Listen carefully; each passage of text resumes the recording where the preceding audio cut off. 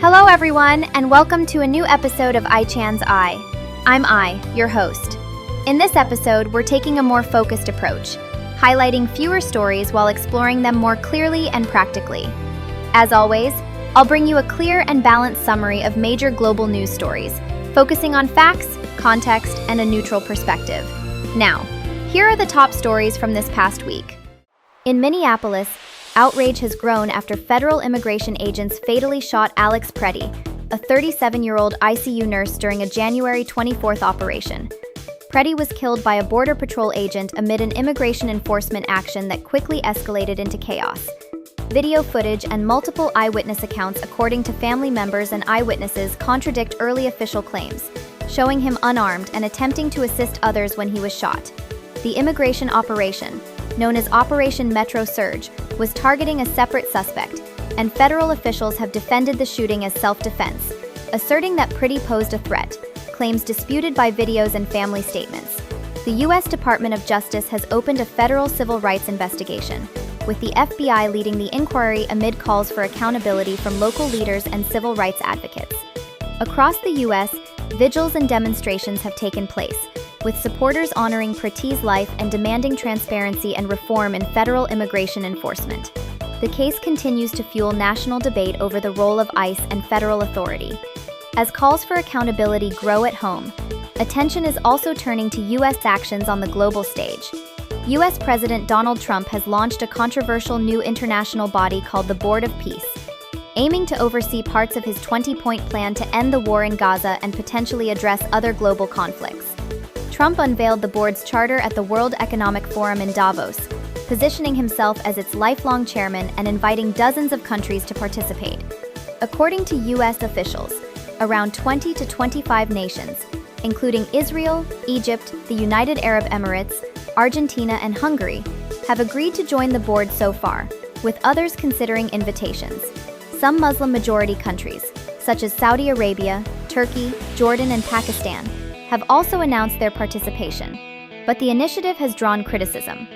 Legal experts and diplomats warn the board's broad mandate and proposed structure could undermine the role of the United Nations and international law, even as Trump insists it will work in partnership with the UN framework agreed under Security Council Resolution 2803. Skepticism from traditional U.S. allies, including France, Norway, and Sweden, underscores the challenges facing the Board of Peace as it seeks legitimacy and broader international support. Meanwhile, beyond conflict diplomacy, countries are also reshaping alliances through trade and strategic cooperation. India and the European Union are moving to significantly deepen their partnership, announcing closer cooperation on trade, security, and defense as both sides respond to shifting global geopolitics and economic uncertainty. At the center of the push is trade.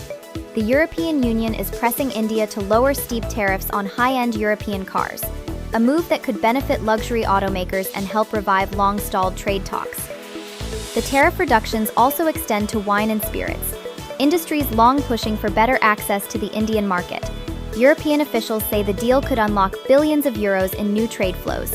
Beyond economics, the partnership includes stronger coordination on security and defense, as India and the EU seek to diversify alliances and reduce dependence on any single global power. Analysts say the expanding India-EU relationship reflects a broader realignment, as nations balance growth, security, and influence in an increasingly competitive global landscape.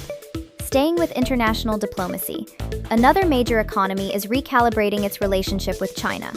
UK Prime Minister Keir Starmer has arrived in Shanghai, kicking off a high-profile visit to China aimed at strengthening economic ties and boosting British business opportunities in the world's second-largest economy.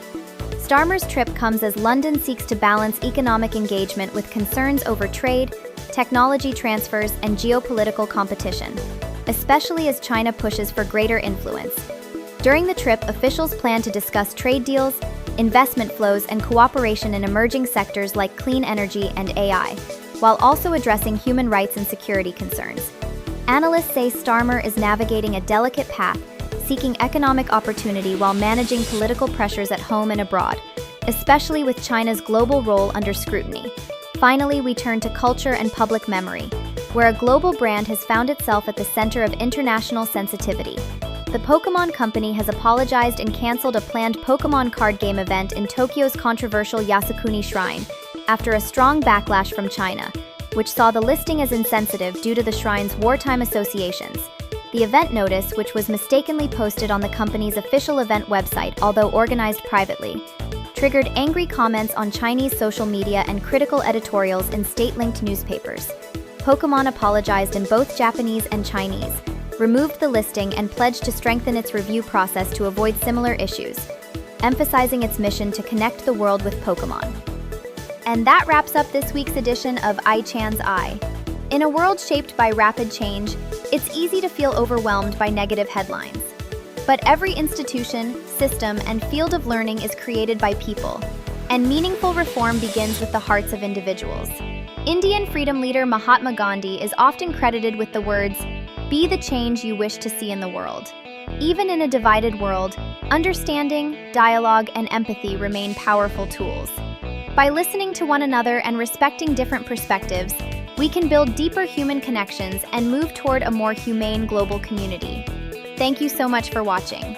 If you found this episode helpful, please like, subscribe, and join me again next week for more global news. I'm I. See you next time.